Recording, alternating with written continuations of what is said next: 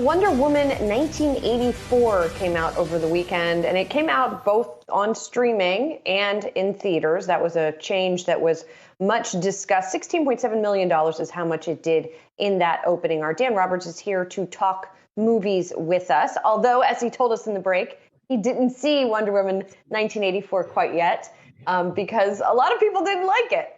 But what do you make of how this rollout went? Yeah, I think the rollout is what's so interesting here, Julie, kind of separate from whether people liked the movie or not.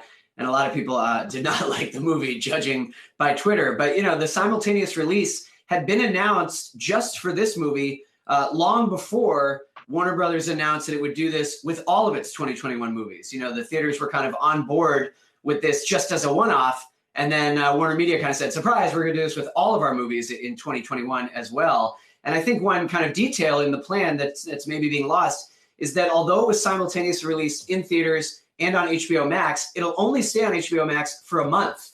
And that is the plan with all the rest of the Warner Brothers 2021 movies, the idea being to kind of hurry you up. So if you do want to see the movie and you don't want to go to a theater, then you have to sign up for HBO Max, and you better do it sooner than later. Now, Warner hasn't shared the numbers for the streams, but that $17 million in the box office on opening weekend is pretty decent. I mean, it would be decent even in a non-pandemic time, but it makes it the best opening during the pandemic. Of course, that's not saying much, but better than Tenet did in the US, although that was a very limited release in US theaters. And we still have a lot of theaters in the US closed, although most are open now. Now, that doesn't mean people are comfortable going, but I think as we move forward into the first few months of 2021, it'll be very interesting to see what happens with theaters. I mean, especially now that a vaccine is starting to be, distributed.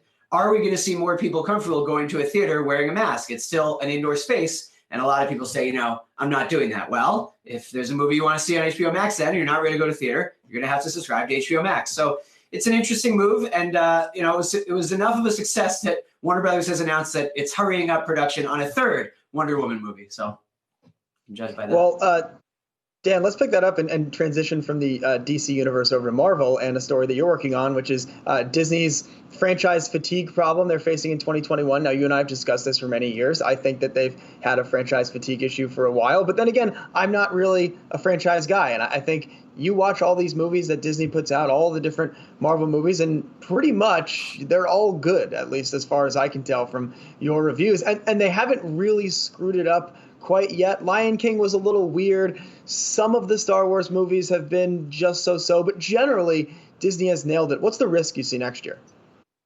Well, just quickly, let's separate out kind of Marvel, that pillar, Star Wars or Lucasfilm, and then you're right, there's all the Disney live action remakes. Just personally, I'll mention, I'm not a big fan of those, but it's worth saying that in the past, at least, judging by the track record of how these things did in the theaters, there hasn't been franchise fatigue. I mean, the theory so far has not proven correct. Those Star Wars movies, even Rise of Skywalker, the final one, which a lot of people said, was a problem. Big Star Wars fans apparently hated it.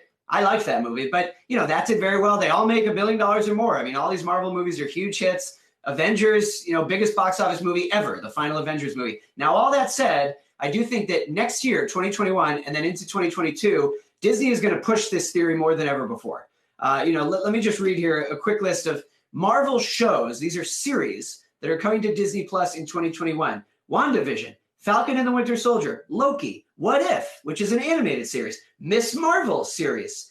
I mean, all these. And then there's not a Star Wars spin-off series until 2022 with Andor, which is a continuation of a character from Rogue One.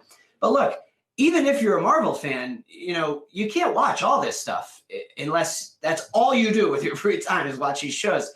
I mean, you just can't. I actually think that in 2020, Disney was pretty smart with only having a single original series on Disney Plus, and that was The Mandalorian, which has been a mega success. I think arguably Disney Plus, they've kind of taken it slow, but now they're about to hit the gas. And it's hard to imagine that the quality can be the same consistently with these Marvel spin-off shows on Disney Plus as they've been with the movies. Because you're right, even if you're not a Marvel fan, I mean, these MCU, Marvel Cinematic Universe movies, for the most part, they're all very good. I mean, you could say one is better than the other, but none of these are like kind of trashy. Whereas arguably, and sorry, guys, some of these DC movies, Aquaman, some of these movies are trashy. And Marvel tends to just have a higher quality level. But man, they are going to pump Disney Plus full of these original shows in 2021 and 2022. And I think it's a lot. Now, that said, Disney Plus at this point is trying to compete with Netflix. And Netflix also has a kitchen sink approach where there's just a ton of stuff. I just think it looks a little more obvious with Disney Plus because they are all parts of existing franchises. They're prequels, sequels, spin-offs of the Star Wars universe, the Marvel universe, and then kind of classic Disney animated movies being made into remakes or live action. I mean, there's going to be a Cruella de Vil origin story movie with Emma Stone playing young Cruella de Vil. At some point, you have to laugh at this stuff. But again, so far, it's all been pretty successful. But they are really going to push it next year. Yes, they are. And we'll see if it works. Meanwhile, my friend just texted me, Wonder Woman 1984 was lame. So we'll see if we get a hate watch ripple effect. Who knows? I thought it was fine and entertaining. Dan Roberts, thank you very much. Appreciate it. We will be